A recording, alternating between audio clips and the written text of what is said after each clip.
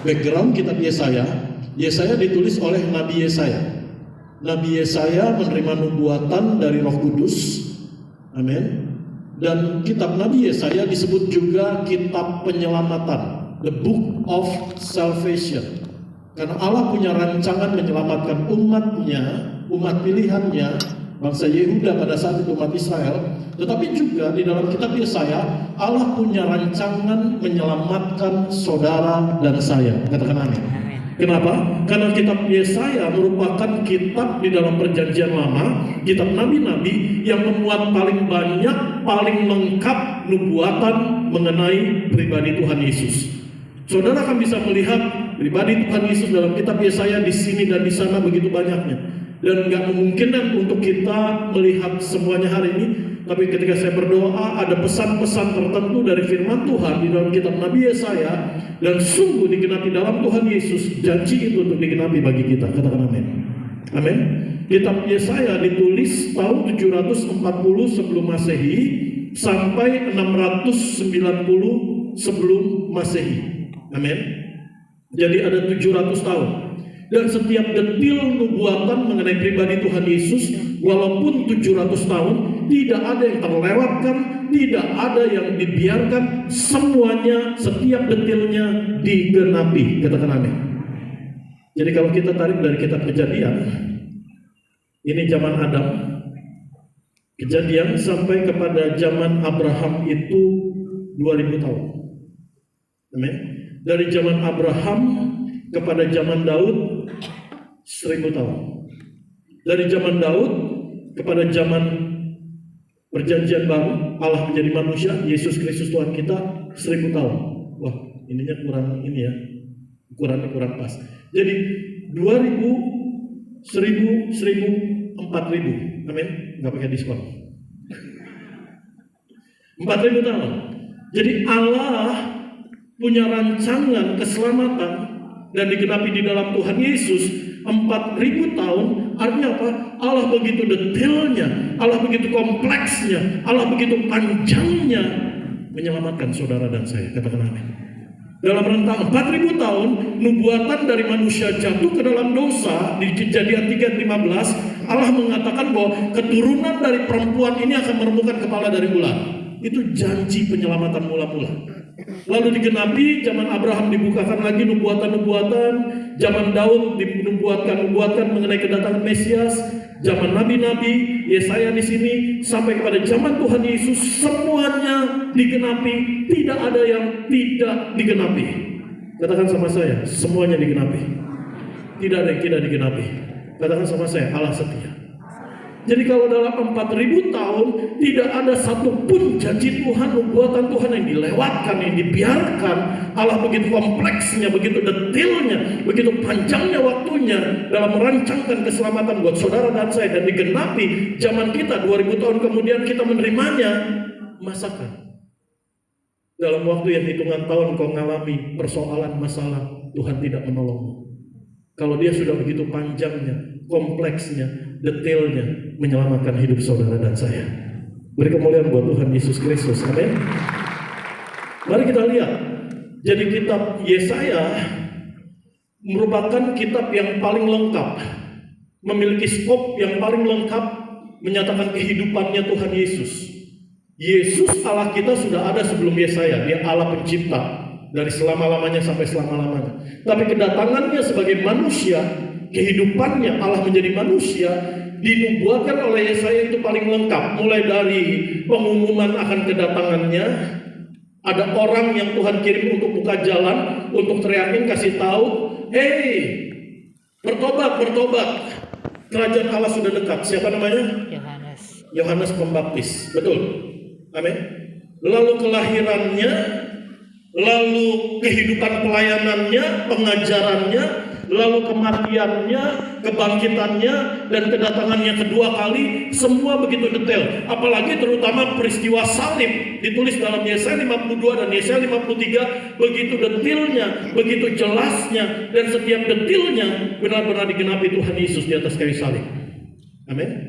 Mari kita lihat Yesaya 40 ayat yang ketiga sampai yang kelima. Yang pertama, Nubuatan dalam kitab Yesaya, kita bisa melihat Yesus di dalamnya melalui pengumuman akan kedatangannya. Yesaya 40 ayat yang ketiga sampai yang kelima. Ada suara yang berseru-seru, persiapkanlah di padang gurun jalan untuk Tuhan, luruskanlah di padang belantara jalan raya bagi Allah kita. Setiap lembah harus ditutup dan setiap gunung dan bukit diratakan. Tanah yang berbukit-bukit harus menjadi tanah yang rata, dan tanah yang berlekuk-lekuk menjadi dataran. Maka kemuliaan Tuhan akan dinyatakan dan seluruh umat manusia akan melihatnya bersama-sama. Sungguh Tuhan sendiri telah mengatakannya. Dan Tuhan genapi. 700 tahun kemudian, dari seorang yang mandul yang namanya Elizabeth mengandung anaknya bernama Yohanes Pembaptis, menerima pesan dari Tuhan untuk menyerukan. Dialah orang yang berseru-seru di padang gurun untuk menyerukan mengenai kedatangan Mesias, Yesus Tuhan dan Juru Selamat, bahwa kerajaan Allah sudah dekat. Dan ketika Yesus datang, dia berseru, lihatlah anak domba Allah. Amin. Kitab Yesaya menubuatkan mengenai kelahiran Tuhan Yesus. Kita buka Wahyu pasal yang ke-7 ayat yang ke-14. Wahyu pasal yang ke-7 ayat yang ke-14. Yesaya pasal yang ke-7. 2 minggu berturut-turut saya khotbah kitab Wahyu, selalu ingat kitab Wahyu. Yesaya pasal 7 ayat 14. Mohon maaf. Sebab itu Tuhan sendirilah yang akan memberikan kepadamu suatu pertanda. Sesungguhnya seorang perempuan muda mengandung dan akan melahirkan seorang anak laki-laki, dan dia akan menamakan dia Immanuel, yang berarti Allah menyertai kita. Kata Immanuel, Allah menyertai kita, bukan hanya sekedar saya jalan bareng sama saudara, enggak. Tapi kata Immanuel, Allah yang menyertai kita, segala yang Yesus perbuat untuk saudara dan saya. Katakan amin. Katakan sama saya, segala yang Tuhan Yesus lakukan buat saya, buat kebaikan saya, buat kepentingan saya. Amin. Tuhan gak punya kepentingan sendiri. Kepentingannya adalah buat saudara dan saya. Dia rela tinggalkan sorga hanya dengan satu tujuan. Di sorga ada kamu. Amin. Di sorga ada keluargamu, ada saya, ada keluarga saya. Amin. Saudara, mari kita lihat di sana. Kalau dalam terjemahan bahasa Indonesia, kembali lagi, kalau saya membandingkan beberapa terjemahan Alkitab, saya kasih statement dulu. Saya tidak menyatakan bahwa terjemahan bahasa Indonesia salah. Enggak, terjemahan bahasa Indonesia benar. Cuman ada makna-makna yang lebih lengkap kalau kita lihat beberapa terjemahan. Amin. Mari kita lihat. Seorang perempuan muda mengandung, tapi dalam bahasa aslinya jelas ditulis di sana bahwa seorang perawan, a virgin, akan mengandung. Amin. Karena Tuhan Yesus dikandung bukan dari benih manusia dan tidak dicemari benih manusia, tapi dari Roh Kudus. Amin. Kenapa harus dari seorang virgin? Amin. Karena Tuhan Yesus adalah Allah Maha Kudus, dikandung dari Roh Kudus, ada dalam rahim Maria. Bukankah Maria juga orang berdosa yang menerima kasih karunia Tuhan, mengandung bayi Yesus? Benar. Tapi sekalipun Maria, kenapa? Karena tidak ada seorang pun yang tidak berbuat dosa. Semuanya telah kehilangan kemuliaan Allah. Amin.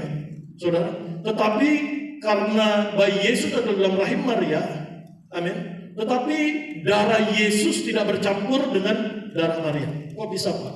Kalau ada di bidang medis atau dokter atau kedokteran atau nurse atau perawat, tolong koreksi kalau saya keliru. Amin. Karena saya juga studi, melihat literatur untuk ini. Jadi sistem peredaran darah antara ibu dengan anak itu ternyata nggak jadi satu. Itu sebabnya sangat memungkinkan golongan darah ibu berbeda dengan golongan darah anak. Golongan darah anak bisa mengikuti golongan darah papanya. Betul? Bukan golongan darah ibunya. Kenapa? Karena sekalipun dia ada di dalam rahim, tetapi hanya dihubungkan dengan plasenta itu makanan, bukan peredaran darahnya. Itu sebabnya sekalipun Tuhan Yesus ada dalam rahim Maria, tapi darah Yesus bukan darah manusia. Itu sebabnya darah Yesus punya kuasa penebusan. Katakan amin. Mari kita lihat kembali dalam pelayanannya. Ketika Tuhan Yesus mulai pelayanannya, Tuhan buka kitab Yesaya. Dalam Yesaya pasal 61 ayat yang ke-1, Roh Tuhan Allah ada padaku, oleh karena Ia telah mengurapi aku, Ia telah mengutus aku untuk menyampaikan kabar baik kepada orang-orang sengsara, dan merawat orang-orang yang remuk hati, untuk memberitakan pembebasan kepada orang-orang tawanan dan kepada orang-orang yang terkurung kelepasan dari penjara. Kabar baik. Dalam bahasa Yunani disebut dengan kata evangelion yang artinya Injil. Hari-hari ini kita terekspos sejak bangun pagi dengan kabar buruk. Tapi yang saudara perlu hanya satu, kabar baik. Dan renungkan kabar baik itu. Renungkan firman Tuhan, renungkan berita Injil, dan itu akan memerdekakanmu dari segala ketakutan, kecemasan akibat kita mendengar segala macam kabar buruk. Amin. Saudara, yang ketiga, yang keempat, Tuhan Yesus dinubuatkan dalam kitab Nabi Yesaya kematiannya begitu detailnya, begitu jelasnya. Kita buka dalam Yesaya 52 13 sampai Yesaya 53:12. Saya pernah bahas ini secara khusus satu bagian, tapi kita hanya ambil 2 ayat, Yesaya 53 ayat 4 sampai yang kelima. Bahkan ayat ini ketika kita menjadi orang Kristen mula-mula, pertama kali jadi orang Kristen, kita tahu ayat ini, oleh bilur Yesus saya disembuhkan. Amin. Tetapi sesungguhnya penyakit kita lah yang ditanggungnya, dan kesengsaraan kita yang dipikulnya. Padahal kita mengira dia kena tulah, dipukul, dan ditindas Allah. Ayat yang kelima. Tetapi dia tertikam oleh karena pemberontakan kita, dia diremukkan oleh karena kejahatan kita. Ganjaran yang mendatangkan keselamatan bagi kita ditimpakan kepadanya, dan oleh bilur-bilurnya kita menjadi sembuh. Amin. Apa artinya? Bagaimana caranya? Oleh bilur Tuhan Yesus kita menjadi sembuh. Sebagai gambarannya, sebagai perumpamaannya, kalau ada orang yang mengalami sakit jantung, lalu dokter katakan secara keilmuan, secara medis, bahwa jantungnya nggak akan bisa bertahan lebih lama lagi. Waktunya hanya sudah sangat dekat. Yang bisa menyelamatkan dia hanya kalau ada orang yang rela memberikan transplantasi jantung kepadanya. Dan ternyata ada orang yang rela memberikan transplantasi jantung. Artinya apa? Orang itu mati, betul? Atau mungkin dia mati lalu mendonasikan. Amin. Artinya apa? Dia menerima jantung untuk hidup karena ada yang mati. Ini yang Yesus lakukan buat saudara dan saya. Kata oleh bilurnya kita menjadi sembuh. Bilur Tuhan Yesus itu adalah luka yang terbuka. Dalam bahasa kedokterannya diambil dari bahasa Yunani itu molops atau molopsi. Kembali lagi tolong koreksi saya kalau saya keliru, kalau ada dokter atau perawat. Jadi luka di tubuh Tuhan Yesus adalah luka yang terbuka, bukan sekedar lecet. Tapi luka yang begitu terbuka sampai tulangnya kelihatan karena cabikan dari cambuk yang begitu tajam, karena paku menembus dagingnya, badannya, tombak menembus. Dan seluruh bagian tubuh Tuhan Yesus dari kepala sampai kaki itu hancur. Kepala dimahkotai dulu, muka dihajarin babak belur, dicambuk kena sana sini karena Yesus dicambuk 39 kali. 40-1, dan cambukan Tuhan Yesus bukan berarti ada 39 luka, karena satu cambukan memiliki beberapa cabang yang tajam, saudara. Dan itu sangat ekstrim sekali. Sampai kita Mazmur menggambarkan bahwa tulang-tulangnya terbuka kelihatan. Satu luka yang begitu hebat, satu sakit yang begitu menderita. Tapi kesakitan yang paling menderita yang Tuhan Yesus tanggung adalah mengalami keberpisahan dengan Bapaknya. Itu sebabnya saudara dan saya sekarang memiliki hubungan yang penuh damai sejahtera dengan Bapa di sorga. Katakan amin. Itu adalah anugerah terbesar untuk kita bisa memanggil ya Abba. Harganya adalah darah Tuhan Yesus. Amin. Saudara, dan luka tubuh Tuhan Yesus yang terbuka itu seperti kalau digambarkan itu ada bagian yang sobek. Bagaimana bagian yang sobek ini bisa dirajut? Harus dijahit kembali, betul? Harus direkatkan. Dan bagian tubuh Tuhan Yesus yang hancur itulah yang merekatkan, yang merajut kembali bagian tubuh saudara dan saya yang rusak, sehingga kita berkata oleh bilurnya kita menjadi sembuh. Beri kemuliaan buat Tuhan Yesus Kristus. Amin. Dan akan kedatangannya kembali di dalam Yesaya 60 ayat 2 sampai ayat yang ketiga. Kita baca.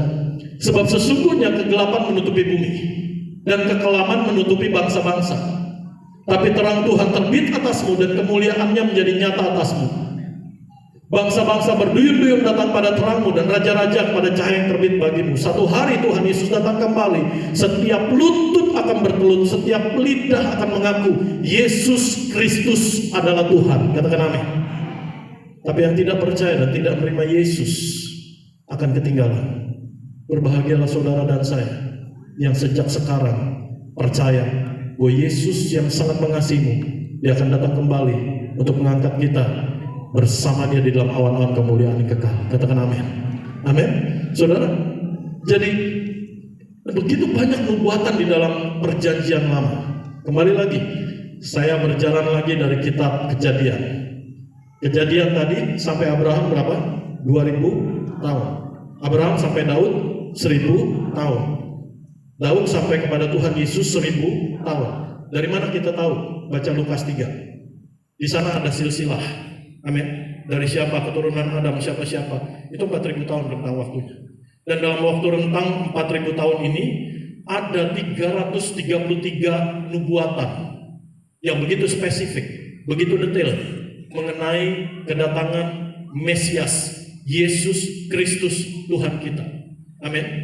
Petunjuknya ini nubuatannya nggak diberikan dalam waktu rentang 1 hari, tapi ribuan tahun kepada orang-orang yang berbeda, penulis-penulis Alkitab yang berbeda, tapi dengan satu sumber yang sama, Roh Kudus.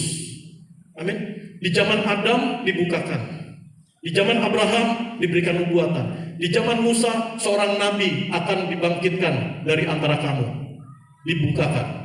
Zaman Yosua dibukakan, zaman Rut kemarin kita sudah belajar, Boas penebus dibukakan.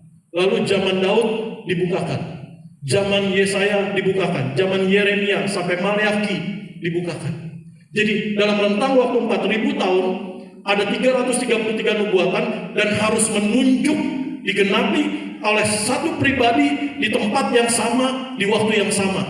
Dan itu adalah mustahil secara logika manusia. Saya pernah baca buku, ada seorang ahli matematika yang mengukur teori probabilitas atau peluang.